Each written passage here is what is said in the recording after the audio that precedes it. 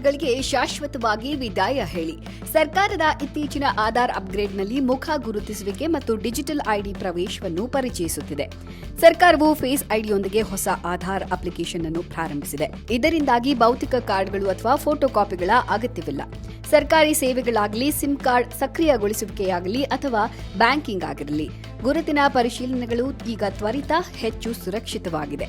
ನವೀಕರಿಸಿದ ಆಧಾರ್ ಅಪ್ಲಿಕೇಶನ್ನ ಹೊಸ ವೈಶಿಷ್ಟ್ಯವೆಂದರೆ ಬಳಕೆದಾರರ ಮುಖ ಗುರುತಿಸುವಿಕೆಯ ಮೂಲಕ ತಮ್ಮನ್ನು ತಾವು ಗುರುತಿಸಿಕೊಳ್ಳಲು ಅನುವು ಮಾಡಿಕೊಡುತ್ತದೆ.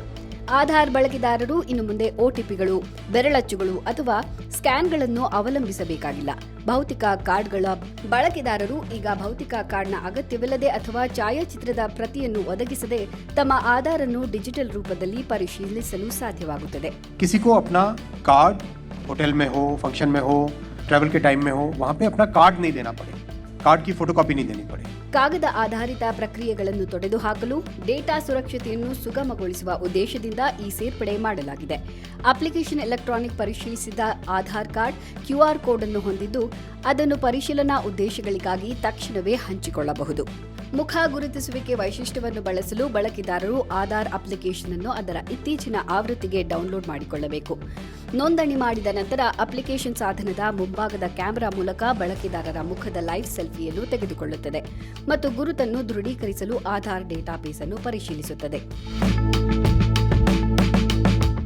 ಈ ತಂತ್ರವು ಸುರಕ್ಷತಾ ನಿಯಮಗಳನ್ನು ಅನುಸರಿಸುತ್ತದೆ ಮತ್ತು ಗುರುತಿನ ಕಳ್ಳತನ ಮತ್ತು ವಂಚನೆಯನ್ನು ಕಡಿಮೆ ಮಾಡುವ ಉದ್ದೇಶವನ್ನು ಹೊಂದಿದೆ. ಪೇಪರ್ಲೆಸ್ ಯುಗಕ್ಕೆ ಪ್ರಗತಿ ಅಧಿಕಾರಿಗಳ ಪ್ರಕಾರ ಹೊಸ ಆಧಾರ್ ಅಪ್ಲಿಕೇಶನ್ ಸಂಪರ್ಕರಹಿತ, ಪೇಪರ್ಲೆಸ್ ಮತ್ತು ನಗದು ರಹಿತ ಸೇವೆಗಳನ್ನು ಉತ್ತೇಜಿಸುವ ದೇಶದ ಡಿಜಿಟಲ್ ಇಂಡಿಯಾ ಉಪಕ್ರಮಕ್ಕೆ ಸೇರ್ಪಡೆಯಾಗಿದೆ. ಅಪ್ಲಿಕೇಶನ್ ಎನ್ಕ್ರಿಪ್ಟ್ ಮಾಡಲಾದ ವ್ಯವಸ್ಥೆ, ಸಂಯೋಜಿತ ವಾಸ್ತುಶಿಲ್ಪ, ವೈಯಕ್ತಿಕ ಡೇಟಾ ಸುರಕ್ಷತೆಯನ್ನು ಖಾತ್ರಿಗೊಳಿಸುತ್ತದೆ, ಬಳಕೆದಾರರ ಸೂಕ್ಷ್ಮ ಮಾಹಿತಿಯನ್ನು ರಕ್ಷಿಸುತ್ತದೆ.